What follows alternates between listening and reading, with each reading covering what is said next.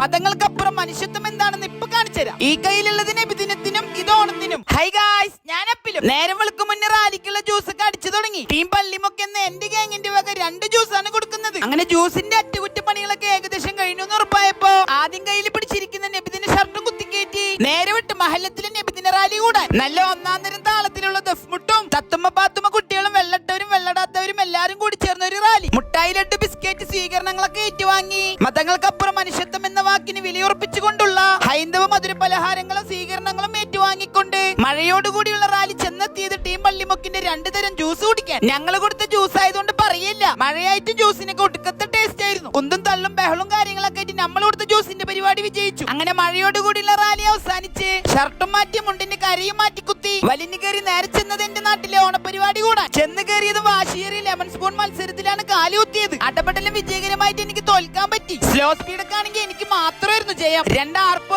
വിളിച്ചു വന്നപ്പോ മിമ്പറിൽ ഉസ്താദ് കയറാനുള്ള സമയമായി. പെട്ടെന്ന് തന്നെ ഷർട്ട് മാറ്റി കരമാറ്റി കുത്തി പള്ളിക്കോടി. വെക്കേഷനും വെള്ളിയാഴ്ചയും ഒന്നിച്ചായതുകൊണ്ട് പള്ളിയിലൊക്കെ ഒടുക്കത്തെ തിരക്ക്. അങ്ങനെ പള്ളി വിരിഞ്ഞ് മരിച്ചവരുടെ അടുത്തൊക്കെ ഒന്ന് പോയി വന്നതും മനുവേട്ടന്റെ വീട്ടില് സദ്യ കഴിക്കാനുള്ള വിളി വന്നു. വേഗം ചെന്ന് ഷർട്ട് മാറ്റി കരമാറ്റി കുത്തി വെളുത്ത ചോറില് കിണർ ഒഴിച്ച് സാമ്പാർ ഒഴിച്ച് നല്ല ഉഗ്രൻ സദ്യ കഴിച്ചു. ബഹു കേമെന്ന് പറഞ്ഞില്ലെങ്കിൽ മോശാണ്. അടപ്രഥമനും പപ്പടം കൂട്ടിക്കൊച്ച് സദ്യക്കൊരു അവസാനം നൽകി വാഴല മടക്കി വെച്ചു. എന്നിട്ട് വീണ്ടും ഓണപരിപാടി നടക്കുന്ന ഭാഗത്തേക്ക് പോയി. നേരം ഇരുട്ടാവും തോറും പരിപാടിയുടെ ഊർജ്ജം കൂടിക്കൊണ്ടേയിരുന്നു. ഞമ്മക്കാണെങ്കിൽ ഒരുപാട് നേരം ഇവിടെ നിൽക്കാനും പറ്റൂല. രാത്രി കുട്ടികൾ സ്റ്റേജ് പരിപാടിക്ക് ചായയും കടി നമ്മളെ വകയാണ്. അങ്ങനെ കുളിച്ചു കുട്ടപ്പനായിട്ട് കുട്ടികളെ പരിപാടിക്ക് പോയപ്പോ ഏതോ കല്യാണത്തിന് പോയൊരു ഫീൽ കിട്ടി. കാരണം നമ്മുടെ ഇക്കമാരെ വക പോപ്കോൺ ഒക്കെ ഇറക്കി ഗംഭീര തിരക്കായിരുന്നു. പാട്ട് പാടാനുള്ള കുട്ടികളെ മുഴുവനും പോപ്കോണിന്റെ പിന്നിൽ തിക്കും തിരക്കും. കൂടെ ഞാനും തിളച്ചു മറിയുന്ന ഞങ്ങളുടെ ചൂട് ചായയും ചൂട് സമൂസയും വിതരണം ചെയ്ത് നമ്മുടെ പരിപാടി ഏകദേശം അവസാനിക്കാനായി. ഇതുപോലൊരു നല്ലൊരു ദിവസം എന്റെ ജീവിതത്തിൽ കിട്ടിയിട്ടില്ല. എന്തോന്ന് മതം, നല്ലൊരു മനുഷ്യനായാ മതി. ഒരിക്കൽ കൂടി എല്ലാവർക്കും എന്റെ ഹൃദയം നിറഞ്ഞ നബിദിന ഓണാശംസകൾ. അപ്പസ്സലാം.